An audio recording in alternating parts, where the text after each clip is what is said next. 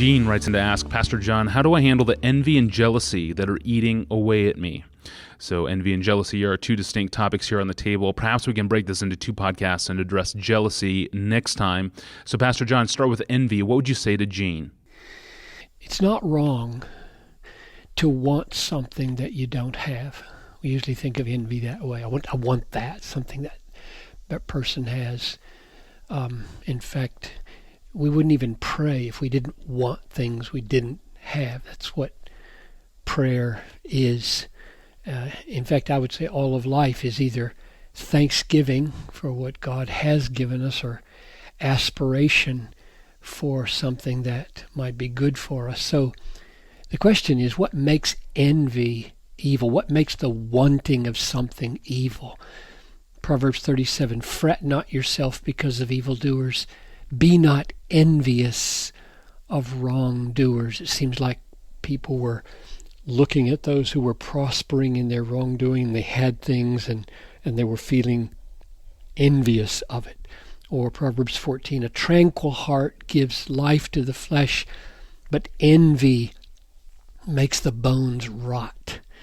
Or Matthew 27, for he knew that it was out of envy that they had delivered Jesus up. So envy is a horrible thing. It resulted in the killing of the Son of God. That was a motive behind the destruction of Jesus.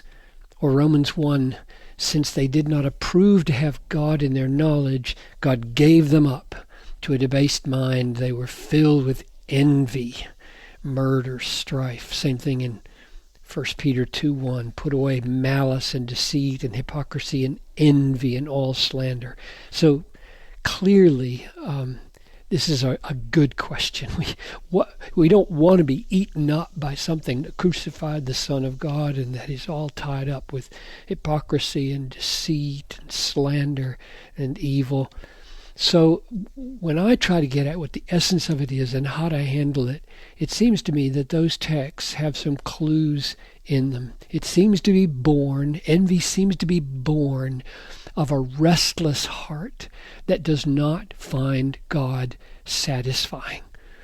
So we're craving and we're yearning, we're aching toward what somebody else has because God himself is not satisfying our soul. So envy is a wanting something, some gift or some ability or some looks or something that somebody else has with one of two feelings that make it bad.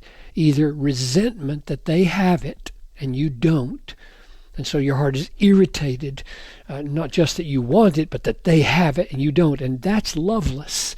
When we're upset that somebody else has something and we don't have it, and it makes us irritated and angry, we know that lovelessness has gripped our soul. Or a discontent, not just resentment that they have it, but a discontent in our own soul that makes us distrustful of God or angry at God. Why didn't you give me that? Why did they have it and I don't? Why did you withhold this from me?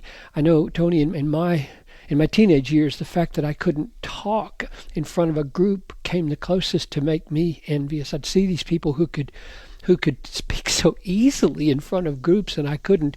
Or to this very day, the fact that I read so slowly, I have to constantly go back to God and say, Lord, I could accomplish so much more, I think. if you had just given me the ability to read as fast as Tony Ranke could read. No, don't start. And you really have to revisit these things over and over again and lay them down and say, God, I trust you. You are good. So I think at bottom, the remedy is not that I am speaking of being in need. This is a quote from Philippians. For I have learned in whatever situation I am to be content. I know how to be brought low. I know how to abound in any and every circumstance. I've learned the secret of facing plenty. So there you've got enough. Or hunger. Now you could start feeling envious. They have more. I want more. I don't have enough. They have plenty. And Paul says there's a secret of trust in the goodness of God that enables you to feel contentment in all that you have. So I think the key is trust Him with what He has given us and only ask for things that would honor Him more, and then be content with what God gives us.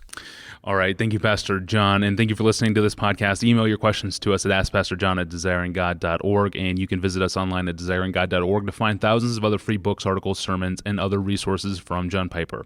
I'm your host, Tony Reinke. Thanks for listening.